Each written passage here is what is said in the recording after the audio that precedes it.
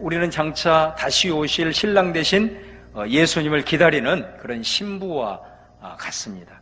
주님을 맞이하기 위해서 기다리는 신부는 가장 중요한 자세 중에 하나가 깨어 있는 것입니다. 예수님도 종말에 대한 비유를 말씀하시면서 깨어 있어야 된다 이렇게 말하죠. 깨어 있다는 게 여러분 뭐예요? 베드로 사도가 베드로전서에 이렇게 말씀하죠. 깨어 근신해라. 근신이라고 하는 것은 부지런하라는 것입니다. 신이라고 하는 것은 신실해라 그런 말이죠. 그래서 우리가 깨어 있는다라는 것은 근신하는 것입니다. 게으르지 아니하고 나태하지 아니하고 무기력하지 아니하고 늘 부지런하여서 신실하게 주님 앞에 서는 것, 바로 이것이 다시 오실 주님을 기다리는 신부의 바른 자세입니다. 여러분, 우리 2장 3장을 통해서 이 땅에 있는 교회는 전투하는 교회다 그랬잖아요. 싸우는 교회입니다. 치열하게 전쟁하는 그런 교회입니다. 무엇과 싸워야 되느냐? 제가 5가지를 말씀을 드려서 지난주에는 2가지를 말씀드렸습니다. 이단과 싸워야 되고, 그 다음에 또 하나는 가난과 환난과 싸워야 되고, 그 다음에 3번째가 뭐냐면 음란과 싸워야 됩니다. 음란. 그 다음에 4번째가 게으름과 싸워야 됩니다. 그리고 마지막 5번째가 물질을 숭배하는 것과 싸워야 됩니다. 오늘은 특별히 이 2장 3장을 좀 마무리를 하면서 특별히 이 게으름과 나태함, 이 부분에 대해서 오늘 말씀을 통해서 함께 다루려고 합니다. 먼저 우리가 에베소 교회를 우리가 살펴보면요, 에베소 여러분 성경 가지고 계신 분은 2장 2절을 함께 보시겠습니다. 2장 2절 말씀해 보시면, 내가 내 행위와 수고와 내 인내를 알고, 이렇게 말합니다. 주님이 에베소 교회를 향하여서 안다라고 말해요. 뭐를 아느냐? 너희가 내게 행한 그 행위를 내가 알고 수고를 안다, 그렇게 말씀합니다. 안다라는 것은 무슨 의미가 있겠습니까? 너희들이 나를 위해서 행한 그 헌신을 내가 인정한다, 그런 말씀이겠죠. 또 인내를 안다고 합니다. 2장 3절에 보면 또 네가 참고 내 이름을 위하여 견디고 게으르지 아니한 것을 내가 안다, 이렇게 말합니다. 주님의 이름 때문에 힘들고 어려운 과정 속에서도 이들이 인내했던 것, 또 게으르지 않았던 것, 열정을 가지고 부지런함을 가지고 하나님 앞에 나갔던 것을 안다. 문제는 뭐냐? 이게 다 과거라는 것입니다. 과거에 너희들이 나를 향한 수고와 헌신, 그리고 인내, 이걸 내가 다 알고 있다. 자, 근데 2장 4절에 보면, 그러나 내가 너를 책망할 것이 있다. 너의 처음 사랑을 버렸다라고 말합니다. 이게 현재입니다. 그들에게는 주님을 향한 헌신, 그 첫 마음, 첫 사랑, 처음 행위가 다 버려진 겁니다. 지금 이 상태입니다. 에베소 교회가. 그 열정 다 식어져 버린 겁니다. 그래서 이 주님이 2장 5절에 이렇게 말하죠. 그러므로 어디서 떨어졌는지를 생각하고 회개하여 처음 행위를 가져라. 만일 그리하지 아니하면, 회개하지 아니하면 내가 내게 가서 네 촛대를 그 자리에서 옮길 것이다, 이렇게 말하죠. 어떻게 해서 그 뜨거웠던 주님을 향한 열정이 식어졌는지를 생각하라는 것입니다. 곰곰이 자신을 성찰해 보라는 것입니다. 그리고 그것을 찾았다면, 깨달았다면 이제는 돌이켜야 된다. 어떻게 돌이키라는 거예요? 처음 행위, 그 주님을 만났던 그 처음의 사랑, 그 뜨거운 열정, 그 마음으로 섬겼던 그때로 돌아가라는 거예요. 만일 그렇지 아니하면 촛대를 옮긴다 그랬습니다. 여러분, 에베소 교회가 이 7 교회 중에 첫 번째로 등장하죠. 그 말은 무슨 말이겠어요? 에베소 교회는 7 소아시아 교회의 리더 교회라는 것입니다. 가장 큰 영향력을 끼치는 그런 교회입니다.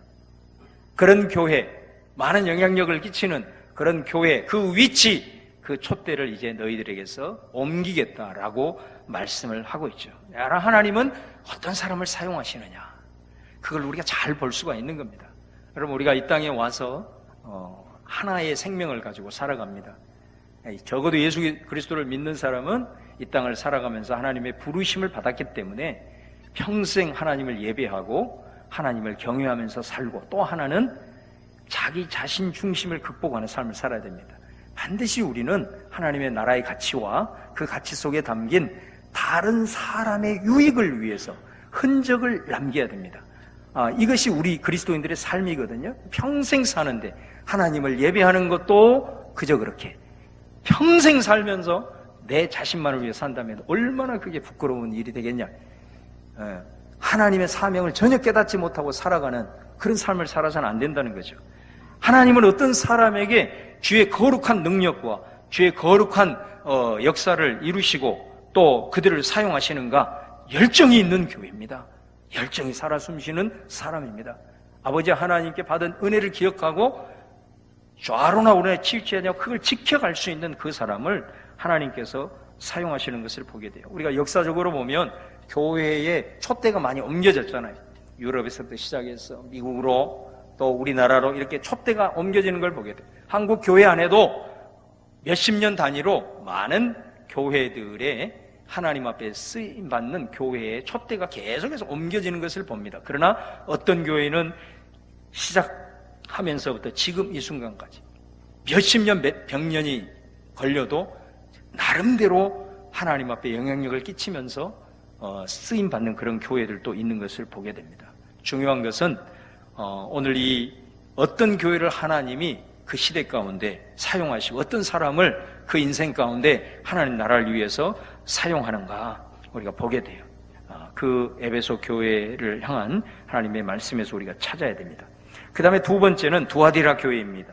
2장 19절을 보시면 내가 내 사업과 사랑과 믿음과 섬김과 인내를 아노니 내 나중 행위가 처음 것보다 많도다. 에베소 교회와 정반대로 얘기를 하고 있죠.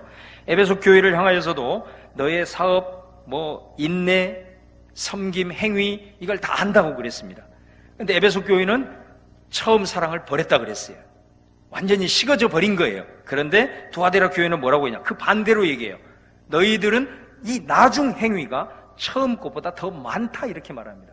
그들의 섬김과 믿음과 헌신과 인내 이런 많은 신앙의 열매들이 처음보다 점점 더 좋아지는 겁니다.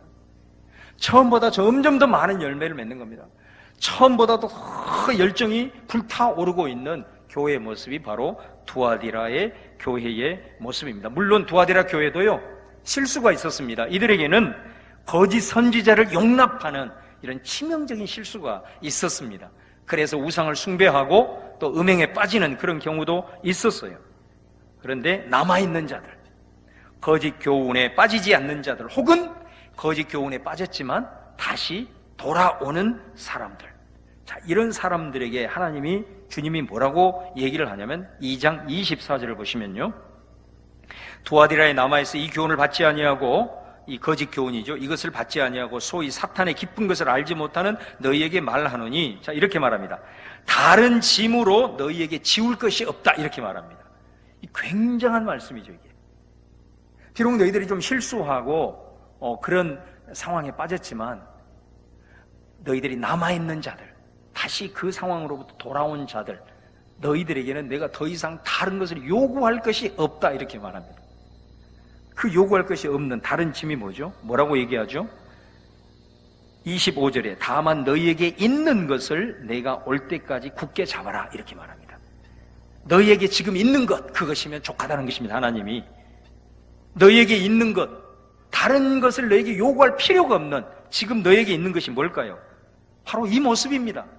너희의 신앙이 처음보다는 가면 갈수록 뜨거워지는 그것만 붙들고 있으면 된다. 너희들에게 다른 건 내가 요구할 게 하나도 없다. 엄청난 칭찬이죠. 두아디라 교회의 재발견이라고 할 수가 있습니다. 얼마나 주님이 이 교회를 기뻐했는지. 자, 그러면서 26절 말씀 오늘 봉독했습니다. 이기는 자와 끝까지 내 일을 지키는 그에게 만국을 다스리는 권세를 주리니. 또 뭐라고 그래요? 너희들에게 철장 권세를 주어서 질그릇 깨뜨릴 것 같은 그런 능력을 너희에게 줄 것이다 이렇게 말하죠. 에베소 교회가 정반대죠. 에베소 교회는 처음 행위를 다 잃어버리고 완전히 식어버렸어요. 그래서 주님 뭐라 그랬냐? 촛대를 옮기겠다 이랬어요. 그런데 이 교회는 처음보다 가면 갈수록 좋아지는 거예요. 이 교회를 향해서는 만국을 다스리는 권세를 주겠다. 내가 너를 더 귀하게, 너의 영향력의 그릇을 더 확대시키겠다. 지경을 더 넓혀주시겠다. 너희를 통해서 하나님의 나라의 귀한 역사를 맡기겠다. 에베소 교회 정반대의 얘기를 하고 있는 것을 우리가 보게 되는 것입니다. 그 다음에 세 번째, 우리가 라오디게아 교회를 볼 수 있습니다. 라오디게아 교회는 서두에서 말씀드린 대로 네가 이같이 미지근하여 뜨겁지 아니하고 차지도 아니하면 내 입에서 너를 토하여 내치리라. 미지근하다는 거죠. 그러니까 이 상태는 에베소 교회처럼 완전히 식어버린 것도 아니에요. 점점 차가운 곳에서 뜨거운 곳에서 차가운 곳으로 지금 진행해 가고 있는 미지근한 과정에 있는 교회입니다. 그런데 이 라오디게아 교회는 다른 교회들은 그래도 주님이 이 편지를 보낼 때 책망도 하지만 칭찬도 있거든요. 근데 이 미지근한 라오디게아 교회는 칭찬이 한마디가 없는 거예요. 책망만 있는 거예요. 아니, 그래도 에베소 교회는 완전히 첫사랑을 잃어버렸는데 왜 라오디게아 교회는 지금 미지근해져 가고 있는 과정인데 이렇게 큰 책망을 하고 있을까? 한번 질문을 던져본 거예요. 제가 생각하기로는 그나마 미지근하게 진행되고 있는 이 사람들이 첫사랑을 완전히 잊어버리고 이름만 가지고 있는 사람들보다는 주님 앞에 돌아올 가능성이 많기 때문에 아마 더 강력하게 하나님께서 책망하지 않았을까, 그런 생각을 해봐요. 근데 이 라오디게아 교회는 한 가지 특징이 있었어요. 당시에 이 7교회는 로마 제국하에 있었기 때문에 이 교회들이 상당히 가난했습니다. 그리고 여러분 터키에 가보면 그 카타콤 지하 그 수십 미터를 파가지고 그곳에서 살면서 신앙을 지켰잖아요. 당시 그 현실을 잘 보여주고 있는 거거든요. 그런데 이 라오디게아 교회는요, 3장 17절에 보면은 이렇게 말합니다. 네가 말하기를 나는 부자라. 부족하여 부족한 것이 없다. 나는 부요해서 부족한 것이 없다. 이렇게 얘기를 하고 있다는 겁니다. 굉장히 독특한 교회입니다. 다른 교회들은 다 가난하고 힘든데 이들은 스스로가 부요해서 부족함이 없다라고 할 정도로 그런 삶을 살았던 것 같아요. 그런데 주님이 그런 교회를 향해서 뭐라고 얘기를 하냐면 네 곤고한 것과 가련한 것과 가난한 것과 눈먼 것과 벌거벗은 것을 알지 못하는도다, 이렇게 말해요. 그러니까 자신들은 굉장히 물질적으로 부족함이 없이 그런 풍요로운 것이었지만 주님이 봤을 때는 가장 어떤 교회보다도 영적으로 가련하고 곤고하고 영적으로 눈이 멀어버린 그런 교회였다라고 주님이 말씀을 하고 있는 거예요. 여러분, 이들을 미지근하게 한 것이 뭘까요? 우리는 분명한 답을 찾을 수 있습니다. 물질의 풍요인 것입니다. 물질의 풍요가 이들을 미지근하게 만든 것입니다. 여러분, 우리 스스로도 잘합니다. 우리 한국 교회도 보면 우리가 60년대, 70년대 정말로 가난하고 어렸을 때는 얼마나 뜨거웠습니까? 열정을 가지고 하나님 앞에 매달렸죠. 근데 지금은 하나님이 주신 복으로 물질적인 풍요를 누렸습니다. 사람들이 점점 미지근해지는 것을 우리 스스로를 통해서 잘 보지 않습니까? 어떤 사람도 물질의 풍요를 이길 사람은 단 한 사람도 없습니다. 물질의 풍요는 반드시 우리에게 미지근함을 가져올 수밖에 없습니다. 이길 사람은 아무도 없습니다. 미국에서 이런 조사를 했대요. 연봉 3천만 원을 받은 사람에게 당신에게 얼마면 족하겠냐? 그랬더니 뭐라고 대답했냐면 6천만 원이면 되겠다. 배를 얘기를 했대요. 근데 1억 연봉을 받고 있는 사람한테 물어봤답니다. 얼마면 당신에게 만족이 되겠느냐? 그랬더니 뭐라고 대답했게요? 2억이면 좋겠습니다. 자기 목표가 있는 거예요, 다. 이렇게 목표가. 근데 그 목표가 있으면 그것으로 만족할 것 같은데 아니에요. 이게 사람은 그러지 않은 것 같아요.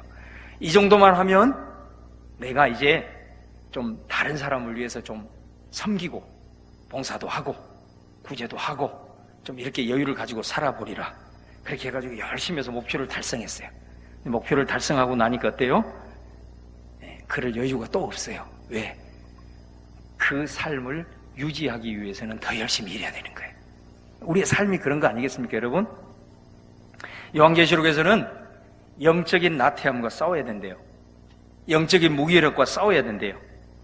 이것을 가져다주는 원인이 뭐냐? 물질이라고 얘기합니다. 게으름의 원인이, 영적인 무기력의 원인이 물질 숭배랍니다. 그런데 주님이 이 해결책을 주십니다. 이 부분에 좀 주목할 수 있기를 바랍니다. 여러분, 어떻게 하면 이 영적인 물질의 풍요가 있음에도 불구하고 이 무기력 가운데 빠지지 않고 정말로 도하데라 교회처럼 서머나처럼 신실하게 영이 살아있어서 열정을 유지하고 우리가 주님 앞에 나아갈 수 있을까? 3장 18절에 보면 이렇게 말합니다. 내가 너를 구원하노니 내게서 불로 연단한 금을 사서 부요하게 하고 흰옷을 사서 입어 벌거벗은 수치를 보이지 않게 하고 안약을 사서 눈에 발라 보게 하라. 이게 주님의 해결책입니다. 저는 이 중에서 한 가지만 말씀드리려고 해요. 주님이 뭐라고 얘기하냐면 불로 연단한 금을 사라고 얘기합니다. 여기서 여러분, 불로 연단한 금이 뭘까요? 자, 금을 연단을 합니다. 재련을 한다는 거죠. 그 말은 불순물을 뽑아내죠. 그럼 어떻게 되죠? 정금이 됩니다. 순금이 된다는 거죠. 정금같이 나오리라. 이 표현을 그대로 사용하는 성경이 나와요. 베드로전서 1장 7절에 너희의 믿음의 시련이 불로 연단하여도 없어질 금보다 더 귀하다, 이렇게 말합니다. 여기서 말하는 불로 연단한 금은 믿음의 시련인 거예요. 이 믿음의 시련을 주님이 오늘 뭐라 그러죠? 사야 된다. 근데 누구한테 사라고 얘기합니까? 내게 사라, 이렇게 얘기해요. 주님에게서 믿음의 시련을 사라, 이렇게 말씀을 하고 있다는 것입니다. 주님으로부터 믿음의 시련을 산다는 게 뭐를 의미할까요? 주님을 위해서, 나 자신 말고 주님의 영광을 위해서, 주님의 사명을 위해서, 주님의 나라를 위해서 스스로 그 시련을 택하는 것을 의미합니다. 여러분, 어떤 사람은 자기 삶에 부족한 것이 없습니다. 부족한 것이 없는 분들이 계신다면 여러분의 영의 상태를 한번 보시죠. 여러분, 기도 생활이 어떠신지.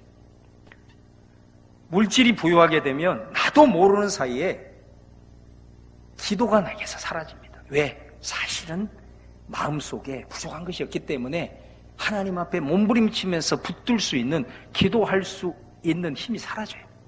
영적인 무기력이 빠지고 있다는 증거거든요. 근데 어떤 사람은 굉장히 가난해요. 또 끊임없이 가정 안에서 문제들이 막 발생을 해요. 그런 사람 어때요? 기도하지 말라고 해도 기도해요. 제가 한 가지 기도의 예를 들고 있는 겁니다. 그 사람들을 보면 영이 살아있어요.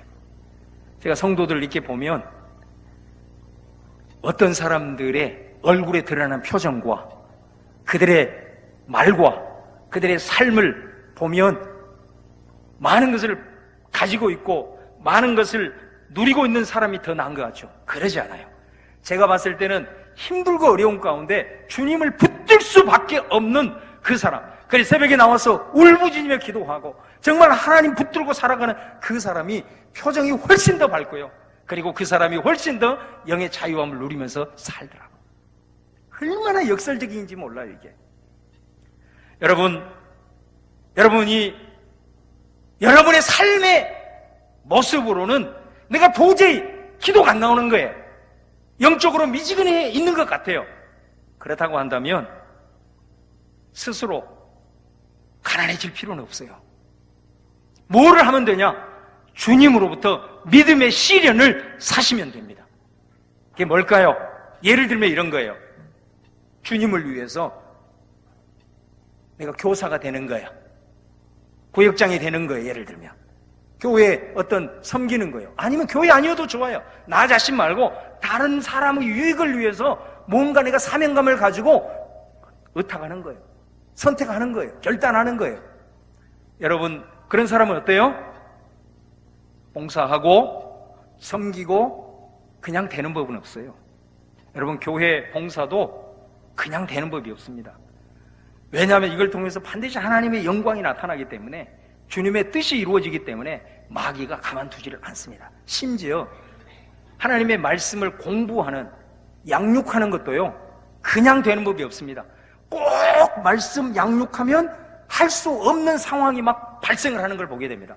얼마나 우리가 기도해야 되고 얼마나 영적으로 결단하고 견고하게 서 있어야 되지 아니하면 봉사도 양육도 그냥 안 됩니다. 여러분, 우리가 주님의 몸된 교회를, 이 몸된 교회를 위해서 충성하라, 그것만 말하는 게 아니고, 적어도 세상에서 나 자신 말고 다른 사람을 위해서 섬기고 봉사하고 유익하는 일을 못하면 교회 안에서라도 하라는 거예요. 자, 그렇게 의탁했을 때 그게 쉽게 됩니까? 안 됩니다. 그러기 위해서 우리는 그냥 내가 집어칠 수 없잖아요. 하나님께서 맡겨주신 거고 내가 그것을 선택하고 내가 자원함으로 의탁했는데 그냥 내버려 둘 수가 없잖아요. 나 못하겠다고 내팽개치면 그 사람은 그냥 그것이고 그럴 수가 없잖아요. 그래서 우리 어떻게 합니까? 하나님, 내가 구역장 맡은데요, 너무너무 힘들어요. 사람들이 이렇게 달라서 내가 정말로 맞춰주기가 힘들고 정말로 말씀으로 이렇게 신실하게 가고 싶은데 이게 잘 안 돼요. 교사하면서 학생들이 변화되지 않는 그 모습을 보면서 안타까워하잖아요. 그럼 그 사람은 어떻게 합니까? 하나님 앞에 무릎 꿇을 수밖에 없는 거예요. 그잖아요. 그냥 할 수 없으니까, 그렇다고 이건 내놓을 수가 없으니까 하나님 앞에 무릎 꿇게 돼요. 그러는 가운데 그의 영이 살더라는 거예요. 그의 신앙이 계속해서 뜨거운 상태를 유지하더라는 거예요. 그거 말씀하고 있는 거예요. 저는 저와 여러분이 믿음의 시련을 주님으로부터 살 수 있기를 바랍니다. 여러분, 우리가 물질의 풍요함 아무 생각 없이 가다가는요 다 영적으로 무기력해집니다. 이거 이길 사람 한 사람도 없습니다. 그런데 오늘 말씀 보세요. 오늘 이 라오디게아 교회를 향하여 우리 주님이 19절에 이렇게 얘기합니다. 무릇 내가 사랑하는 자를 책망하여 징계한다, 이렇게 말해요. 지금 이 사람들이 어떻다고요? 그 물질의 부요함을 이기지 못해서 영적으로 무디어가요. 곤고해가요.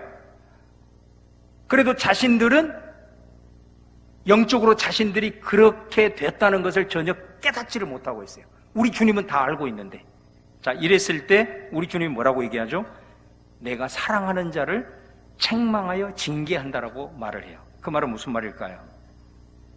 하나님이 택함 받는 사람은요, 하나님이 택한 사람은 영적으로 무기력해서 그리고 영적으로 식어가는 이 모습, 그것을 알지 못하고 깨닫지 못하고 가는 경우를 우리 주님은 절대로 그냥 놔두질 않습니다. 여러분, 로마서에 어떤 사람이 윤리적으로 타락을 했어요. 근데 버림받은 사람 누구예요? 그냥 놔두어 버리는 거예요. 이게 유기라고 그래요. 유기. 네 될 대로 되라. 이거 이 심판입니다. 이것은 지옥 백성이죠. 하나님의 백성은요, 하나님이 절대로 그렇게 할 수가 없어요. 영적으로 무기력해지고 그리고 아무 생각 없이 이름만 있는 이런 신앙의 상태로 가도 내 삶에 주님이 전혀 개입을 하지 않는다. 여러분, 두려워하셔야 돼요. 그것을 두려워하셔야 돼요. 다른 거 두려워하지 말고. 주님이 절대로 그렇게 하실 분이 아니에요. 사랑하는 자를 그대로 내버려 두지를 않아요. 저는 여러분이 물질이 풍요해요. 내게 부족함이 없어요. 그런데 내 삶의 문제로 인해서 하나님을 붙드는 그런 일이 없었으면 좋겠어요. 내가 정말로 주님을 붙드는 거는요, 내가 물질의 부요함을 누리고 살만 해도 내가 하나님을 붙들고 내가 하나님 앞에 몸부림을 치는 거는 믿음의 시련을 삼으로, 나 말고 우리 주님의 영광을 위해서 내가 의탁하고 내가 선택한 그 일을 하면서 내가 부딪히는 한계 속에서 주님을 붙들고, 주님, 내가 이 사람을 이렇게 섬겨야 되는데, 내가 이 일을 이렇게 감당을 해야 되는데 너무 힘드네요. 너무 힘들어요. 주님, 내게 힘 주시지 않으면 나 이거 못하겠네요 하면서 주님 앞에 그 주님이 우로부터 산 믿음의 시련을 가지고 여러분들이 주님 의지하고 더 기도하고 더 몸부림을 칠 수 있는 여러분 되기를 바랍니다. 그러면 우리 주님이 먼저 그의 나라와 의를 구하는 우리에게 내가 필요한 모든 것을 채우시는, 더해주시는 은혜를 경험하게 돼요. 내 삶의 문제로 주님 몸부림을 치고 아파하고 무릎 꿇는, 물론 그럴 수 있어요. 근데 그 굴레를 평생 살면서 벗어나야 되잖아요. 언제까지 내 문제만을 가지고 주님 앞에 몸부림을 치다가 좀 풀리면 다시 무기력 갖다가 또 그 문제 발생하면 또 붙들겠어요. 주님이 원하는 건 그거 아니잖아요. 내가 하나님이 주신 은혜로 기도해서 응답받아서 내 삶의 문제가 펼쳤어. 그러면 발돋움해서 이제는 주님으로부터 믿음의 시련을 사야지. 주님을 위해서 내가 섬기고 일을 하다가 힘들고 그것 때문에 어려우면, 그것 때문에 몸부림치고, 그것 때문에 기도하면서 이제 내가 영적으로 죽지 않고 살아있음으로 인해 내 삶을 보니 하나님께서 모든 것을 더하시는 은혜가 있는 거예요. 이런 성도의 삶, 세상이 감당할 수 없는. 여러분, 오늘 라오디게아 교회를 통해서 이 메시지를 우리에게 던지고 있는 거예요. 제가 최근에 들은 얘기인데, 우리 집사님들, 남자 집사님들 중에 한 몇 분이 한 사람한테 50만 원을 내놓았대요. 50만 원을 내놓고 1년 동안에 성경 일독을 하지 아니하면 이 돈은 내 것이 아닌 거예요. 그렇게 해가지고 성경 통독을 시작했대요. 그래서 어떤 분은 뭐 5개월, 6개월 만에 딱 끝낸 분이 있고, 지금 막판에 힘을 내서 통독을 하고 있다. 근데 그 중에 한 분이 며칠 전에 요한계시록 끝냈다고 저에게 식사 한번 하자고 왔더라고요. 얼마나 주님 기뻐하겠어요. 누가 시키지도 않았는데 내가 주님의 기쁨을 위해서, 내가 주님의 영광을 위해서 이렇게라도 해서 하나님의 말씀을 가까이 하겠다. 제가 가만히 보니까 그분들이 우리 교회에서 아마 제일 바쁜 분들인 것 같아요. 직장에서도 보니까 제일 치열하게 살아가는 분들이에요. 저는 그 모습을 보면서 얼마나 감동이 됐는지 몰라요. 진짜 우리 교회에 이런 젊은 집사님들이 이런 마음을 품고 신앙생활을 하고 발돋움을 위해서 몸부림을 친다면 우리 교회는 소망이 있는 거예요. 하나님께서 크게 쓰임 받을 거예요. 이런 영적인 기류가 흘러갈 거예요. 여러분, 오늘 말씀을 통해서 우리 가운데 내 삶의 문제, 힘들고 어려울 때 기도하셔야 돼요. 그러나 내 삶이 편안하고 별로 부족함이 없어. 그런데 기도가 식어가고 영적으로 무기력해서 믿음의 시련을 주님 앞에 살 수 있기를 바랍니다. 내 삶의 문제는 채우시고 인도하신 하나님을 경험하면서 나를 통해서 수많은 사람들이 주님 앞에 돌아오고 견고하게 세워지고 우리 교회가 또 그렇게 쓰임받고 나아가는 우리 교회가 될 수 있기를 주님의 이름으로 축원합니다.